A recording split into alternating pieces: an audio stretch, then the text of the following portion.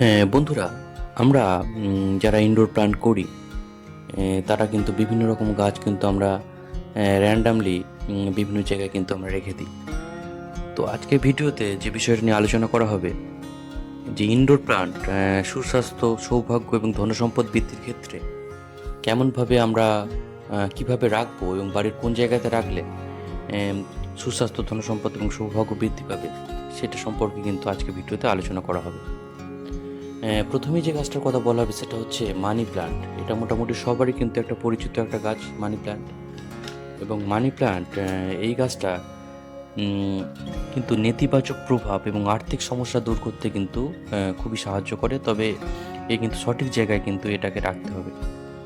আর জল এবং মাটিতে দুটো জায়গাতেই কিন্তু এই গাছটা খুব ভালো গ্রো হয়। তবে জলে লাগালে কিন্তু গাছটা বেশি ভালো বাস্তুশাস্ত্রের ক্ষেত্রে বা ফেংশুইয়ের মধ্যে। এবং জলে লাগালে এই জলটা কিন্তু প্রতি সপ্তাহে কিন্তু পরিবর্তন করা অবশ্যই প্রয়োজন। আর এই মানি প্ল্যান্টের ভালো বৃদ্ধির জন্য অবশ্যই কিন্তু ইনডাইরেক্ট ব্রাইট লাইট কিন্তু প্রয়োজন। মানি প্ল্যান্ট যত বেশি সবুজ এবং চকচকে হয় তত বেশি কিন্তু শুভ শক্তির আগমন হয়। এবং এর পাতা শুকিয়ে যাওয়া বা হলুদ হয়ে যাওয়া কিন্তু ঠিক নয়। এরকম হলে কিন্তু খারাপ পাতাগুলি অবশ্যই কিন্তু কেটে সরিয়ে দিতে হবে। মানি প্লান্ট সাধারণত উপরের দিকে কিন্তু আস্তে আস্তে লতিয়ে কিন্তু উপরের দিকে উঠে যায়। এবং এই উপরের দিকে ওঠাকেই সাধারণত এটা পজিটিভ যে এনার্জি আনার ক্ষেত্রে খুবই গুরুত্বপূর্ণ ভূমিকা নেয়। আর মাটিতে কিন্তু মানি প্লান্ট ছড়িয়ে পড়া কিন্তু খুবই খারাপ বাস্তুশাস্ত্র অনুযায়ী।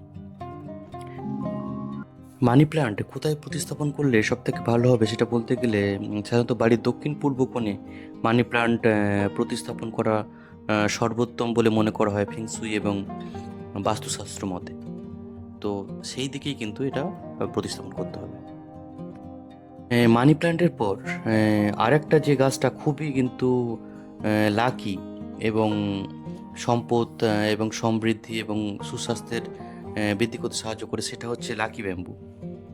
সাধারণত বাস্তুশাস্ত্র এবং ফেংশুই মতে লাকি ব্যাম্বু অত্যন্ত শুভ গাছ বলে মনে করা হয়। এই গাছটি সম্পদ এবং সৌভাগ্য বাড়াতে যথেষ্ট সাহায্য করে। গাছটি সবসময় উপরের দিকে বৃদ্ধি পায়, তাই এই গাছটিকে অগ্রগতির প্রতীক হিসেবে কিন্তু দেখা হয়ে থাকে। উপহার হিসেবে লাকি ব্যাম্বুকে আমরা কিন্তু খুব ভালো একটা বিকল্প বলে ব্যবহার করতে পারি। এবং যে কোনো অনুষ্ঠানে আমরা এটাকে গিফট হিসেবে কিন্তু এটা অবশ্যই দেওয়া যেতে পারে। আর বাড়িতে লাকি ব্যাম্বু আমরা যদি প্রতিস্থাপন করি তাহলে কিন্তু অনেক ধরনের সমস্যা কিন্তু দূর হয়। ঘরে অর্থ আনার ক্ষেত্রে নতুন পথ খুলে দেয় এই লাকি ব্যাম্বু। রোগ নিরাময় করার জন্যে বা যে কোনো ব্যক্তির শারীরিক এবং মানসিক স্বাস্থ্যের ভালো করার ক্ষেত্রে লাকি ব্যাম্বু কিন্তু খুবই ভালো বা শুভ দিক নিয়ে আসে। বাড়িতে এবং অফিসে লাকি ব্যাম্বু লাগালে অবশ্যই কিন্তু পূর্ব দিকে লাগানো সব থেকে ভালো। এই দিকে লাগালে ঘরের শক্তি এবং সমৃদ্ধি কিন্তু বৃদ্ধি পাবে। আর জানালার কাছে কখনোই এলে কিন্তু লাকি ব্যাম্বু রাখা উচিত না। এক্ষেত্রে কিন্তু অর্থনৈতিক অবস্থার উপর প্রভাব ফেলতে পারে, এটা কিন্তু অবশ্যই খেয়াল রাখতে হবে। আর 3 স্তর বিশিষ্ট যে লাকি ব্যাম্বু আছে সেটাই কিন্তু সাধারণত খুবই শুভ বাড়ির ক্ষেত্রে। এবং অবশ্যই কিন্তু লাল রিবনে বাঁধা থাকলে এটা আরও কিন্তু ভালো। তো বাড়ির ক্ষেত্রে আমরা সবসময় 3 লেয়ার যে লাকি ব্যাম্বু আছে সেটা কিন্তু আমরা।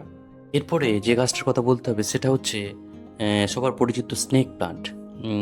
স্নেক প্লান্টের এর যে এয়ার পিউরিফাইং ক্ষমতা খুবই বেশি এবং ফেংশুই মতেও কিন্তু এই গাছটা কিন্তু খুবই শুভ।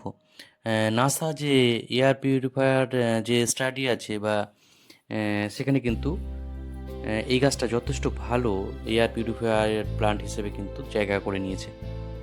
আর এটা খুবই লো মেনটেন্যান্স গাছ।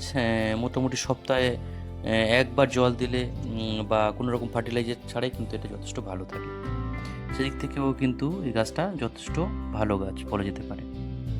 এই গাছের যে সবুজ এবং ভেরিগেটেড যে পাতা আছে তা উপরের দিকে সাধারণত বৃদ্ধিপ্রাপ্ত হয়, যা সমৃদ্ধি এবং অগ্রগতির প্রতীক হিসেবে কিন্তু বিবেচিত হয়।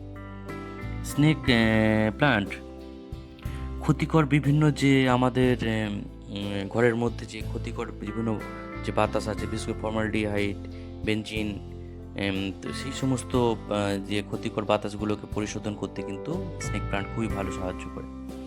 এছাড়া যে মেন্টাল যে স্ট্রেস কমাতে স্নেক প্লান্ট সাহায্য করে। আর এর যে প্রতিস্থাপনের দিক বাস্তুতন্ত্রের মধ্যে এর সর্বোত্তম জায়গা হলো বা যেদিকে রাখলে সব থেকে ভালো সেটা হচ্ছে পূর্ব দিক। এছাড়া দক্ষিণ পূর্ব দিকেও এই গাছটাকে রাখা যেতে পারে এবং দক্ষিণ দিকেও আমরা স্নেক প্লান্টকে রাখতে পারি।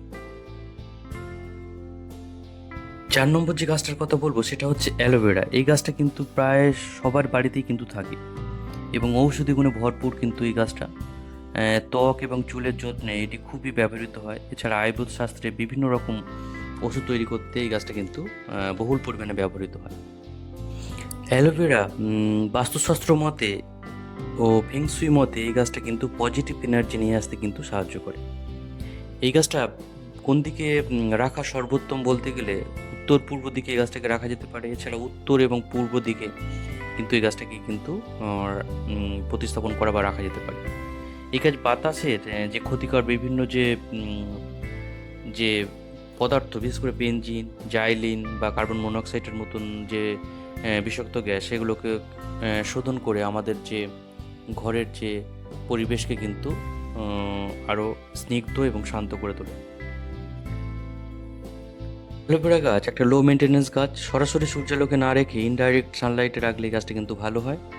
আর এই গাছটাকে কিন্তু বেশি জল দিতে লাগে না, সপ্তাহে একবার কিন্তু জল দিলে গাছটা কিন্তু যথেষ্ট ভালো থাকে। হ্যাঁ, 5 নম্বরে যে গাছটার কথা বলতে হবে সেটা হচ্ছে সবার বাড়িতে থাকে যে গাছটা, সেটা হচ্ছে তুলসী গাছ। এবং এই গাছটি আয়ুর্বেদ এবং ভেষজ গুণসম্পন্ন একটা কিন্তু গাছ। আর আয়ুর্বেদ শাস্ত্রে এই গাছটা কিন্তু খুবই গুরুত্বপূর্ণ। এটা বিভিন্ন রোগ নিরাময়ে কিন্তু ব্যবহৃত হয়। বাস্তুশাস্ত্র অনুযায়ী তুলসীকে গুরুত্বপূর্ণ একটা গাছ বলে মনে করা হয় এবং এটা শুভ শক্তির আনতে কিন্তু খুবই সাহায্য করে। আর প্রচুর পরিমাণে অক্সিজেন সরবরাহ করে থাকে এই গাছটি। বাড়ি সাধারণত উত্তর পূর্ব কোণে তুলসী গাছ রাখার জন্য কিন্তু সর্বোত্তম। এছাড়া পূর্ব দিক এবং উত্তর দিকেও কিন্তু তুলসী গাছ রাখা যেতে পারে এবং তুলসী গাছে সর্বদা মাঝারি সূর্যালোকযুক্ত জায়গাতে কিন্তু রাখতে হবে, তাহলে কিন্তু ভালো হবে এবং এর চারপাশ কিন্তু অবশ্যই পরিষ্কার রাখা উচিত। হ্যাঁ বন্ধুরা, 6 নম্বরে যে গাছটার কথা বলবো সেটা হচ্ছে জেড প্লান্ট। এই গাছটি ফেংসুইতে খুবই একটা শুভ গাছ বলে মনে করা হয় ফেংসুই মতে। এই গাছটা বাড়িতে থাকলে সম্পদ, স্বাস্থ্য এবং পজিটিভ এনার্জি আনতে কিন্তু খুবই সাহায্য করে। জেড প্লান্টকে ফ্রেন্ডশিপ প্লান্ট বলেও কিন্তু উল্লেখ করা হয়ে থাকে এবং এই গাছটি লাকি প্লান্টস নামেও কিন্তু পরিচিত। এই গাছটিকে সাধারণত বাড়ির প্রধান দরজার পাশে রাখলে সব থেকে কিন্তু ভালো এবং নেগেটিভ যে এনার্জি দূর করতে কিন্তু এটা সাহায্য করে। বিশ্বাস করা হয়ে থাকে যে এই গাছটি আর্থিক সমৃদ্ধি কিন্তু ঘটাতে সাহায্য করে। উত্তর পূর্বে এই গাছটাকে প্রতিস্থাপন করলে আর্থিক সমৃদ্ধি ঘটতে পারে। পূর্ব দিকে প্রতিস্থাপন করলে এটা গাছটার তাহলে সুস্বাস্থ্যের জন্য ভালো। আর পশ্চিম দিকে এটাকে প্রতিস্থাপন করলে সৌভাগ্য এবং নতুন যদি কোনো কাজের সূচনা করা হয় তার ক্ষেত্রে কিন্তু এটা খুবই ভালো সফলতা আনতে সাহায্য করে। তাহলে বন্ধুরা, জেড প্লান্টের যে গুরুত্বপূর্ণ যে গুণাগুণ এবং কিভাবে প্রতিস্থাপন করতে হবে সেটা কিন্তু আলোচনা করা হলো। এবং জেড প্লান্টের পরে আরেকটা যে গাছের কথা বলবো সেটা হচ্ছে প্রায় সবার বাড়িতেই থাকে বা গ্রামগঞ্জের প্রত্যেকটা বাড়িতে থাকে, সেটা হচ্ছে কলা গাছ। কলা গাছও কিন্তু বাস্তুশাস্ত্র ফেংসুই মতে কিন্তু যথেষ্ট কিন্তু একটা অত্যন্ত শুভ এবং পবিত্র গাছ। আর্থিক সমৃদ্ধি আনতে এই গাছটা কিন্তু সাহায্য করে। আর ঘরের নেতিবাচক যে শক্তি দূর করতেও কিন্তু কলা গাছ যথেষ্ট ভালো কিন্তু ভূমিকা গ্রহণ করে থাকে। কলা গাছকে সাধারণত বাড়ির উত্তর পূর্ব কোণে প্রতিস্থাপন করার সব থেকে হচ্ছে ভালো। আর তাছাড়াও উত্তর দিক বা পূর্ব দিকে কিন্তু এই গাছকে লাগানো যেতে পারে। শুভ ফলাফলের জন্যে অবশ্যই কলা গাছকে আমার বাড়ির উঠানে, যাদের উঠোন আছে সেখানে উঠানের তুলসী গাছের পাশে কিন্তু লাগালে সব থেকে ভালো হয়, এবং এই গাছের চারপাশ কিন্তু পরিষ্কার রাখতে হবে অবশ্যই। কলা গাছের পরে যে গাছটার কথা বলবো আমাদের বাড়িতে শুভ শক্তির নেতিবাচক প্রভাব কাটাতে সাহায্য করে, সেটা হচ্ছে কিন্তু রবার প্লান্ট। এটা নাসা অ্যাপ্রুভ যে এয়ার পিউরিফায়ার প্লান্ট আছে, সেই লিস্টে কিন্তু রবার প্লান্ট একটা গুরুত্বপূর্ণ স্থান কিন্তু দখল করে আছে। আর যারা ইনডোর প্লান্ট করে সবার কাছে কিন্তু রবার প্লান্ট কিন্তু থাকে। এই গাছটা কিন্তু একটা লো মেনটেনেন্স গাছ, এবং অবশ্যই এটা এয়ার পিউরিফায়ার গাছ, এবং ইনডাইরেক্ট সানলাইট কিন্তু এই গাছটা পছন্দ করে। একটু হালকা ছায়াযুক্ত ব্রাইট লাইটযুক্ত জায়গা থেকে রাখলে কিন্তু এটা গাছটা কিন্তু ভালো থাকে। আর সপ্তাহে একদিন জল দিলেই কিন্তু এই গাছটা যথেষ্ট ভালো থাকে। আর এই গাছটা প্রতিস্থাপন করার ক্ষেত্রে সাধারণত আমাদের বাড়ির দক্ষিণ পূর্ব কোণে এই গাছটাকে সাধারণত রাখলে কিন্তু ভালো, বা আমাদের যদি বেডরুমে রাখা হয় তাহলে অবশ্যই কিন্তু দক্ষিণ পূর্ব দিকে রবার প্লান্টকে অবশ্যই রাখা উচিত। হ্যাঁ বন্ধুরা, 9 নম্বরে যে গাছটার কথা বলবো সেটা হচ্ছে কিন্তু সবার পরিচিত গাছ পিস লিলি। ফেংসুই মতে এই গাছটা কিন্তু ভালোবাসা এবং শান্তির প্রতীক হিসেবে বিবেচিত হয়। আর বেডরুমের জন্য একটা উপযুক্ত গাছ হচ্ছে এই পিস লিলি। মেন্টাল যে স্ট্রেস এবং মেন্টাল হেলথের ক্ষেত্রে কিন্তু এই গাছটা খুবই ভালো কাজ করে। ক্ষতিকর বিভিন্ন বিষাক্ত গ্যাস পরিশোধনের করতে কিন্তু পিস লিলি খুবই কার্যকরী ভূমিকা নিয়ে থাকে। নাসা যে ক্লিন এয়ার স্টাডি আছে সেখানে পিস লিলি একটা গুরুত্বপূর্ণ কিন্তু জায়গা দখল করে আছে। বেনজিন, জাইলিন, কার্বন মনোক্সাইডের মতন কিন্তু দূষিত গ্যাস পরিশোধনে পিস লিলি কিন্তু সাহায্য করে থাকে। পিস লিলিকে সাধারণত বাড়ির দক্ষিণ পূর্ব দিকে প্রতিস্থাপন করা খুবই ভালো।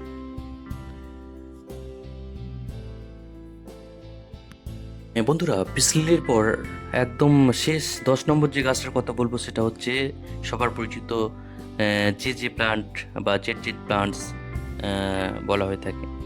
এই গাছটা কিন্তু দেখতে খুবই সুন্দর একটা গাছ এবং ইনডোর প্লান্ট হিসেবে খুবই জনপ্রিয় একটা গাছ। ফেংসুং এবং বাস্তুশাস্ত্র মতে এই গাছটি কিন্তু অত্যন্ত শুভ গাছ। সুস্বাস্থ্য এবং বিশুদ্ধ বায়ু তৈরি করতে এই গাছটি কিন্তু কার্যকরী ভূমিকা নিয়ে থাকে। নাসা যে যে ক্লিন স্টাডি আছে সেটাতেও কিন্তু যে প্লান্ট একটা গুরুত্বপূর্ণ কিন্তু জায়গা দখল করে আছে। হ্যাঁ, লো মেনটেনেন্স যে প্লান্টস এটা সাধারণত আমাদের যে স্ট্রেস রিডিউস করতে এবং আমাদের যে পজিটিভ যে থিঙ্কিং বা চিন্তাভাবনা বাড়াতে কিন্তু সাহায্য করে।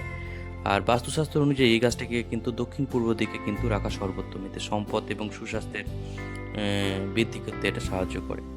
আর উত্তর এবং পূর্ব দিকে এই গাছটাকে প্রতিস্থাপন করলে পজিটিভ এনার্জি তৈরি করতে সাহায্য করে। তার সঙ্গে সুস্বাস্থ্য এবং মেন্টাল যে স্ট্রেস সেটা কমাতে কিন্তু সাহায্য করে। হ্যাঁ বন্ধুরা, আজকে এরকম 10টি কাজ নিয়ে আলোচনা করা হলো যেগুলো সমৃদ্ধি, আর্থিক উন্নতি, সৌভাগ্য এবং সুস্বাস্থ্যের বাড়াতে কিন্তু যথেষ্ট কার্যকরী ভূমিকা নিয়ে থাকে। আর এই গাছগুলোকে সঠিক নিয়ম মেনে সঠিক জায়গায় প্রতিস্থাপন করলে তবেই কিন্তু আমরা ভালো ফল পাবো। আর ভিডিওটা এখানেই তাহলে শেষ করছি। যদি ভিডিওটা ভালো লাগে অবশ্যই চ্যানেলটাকে সাবস্ক্রাইব করবেন এবং শেয়ার করবেন। সবাইকে নমস্কার এবং ধন্যবাদ জানিয়ে এখানে ভিডিওটা শেষ করলাম।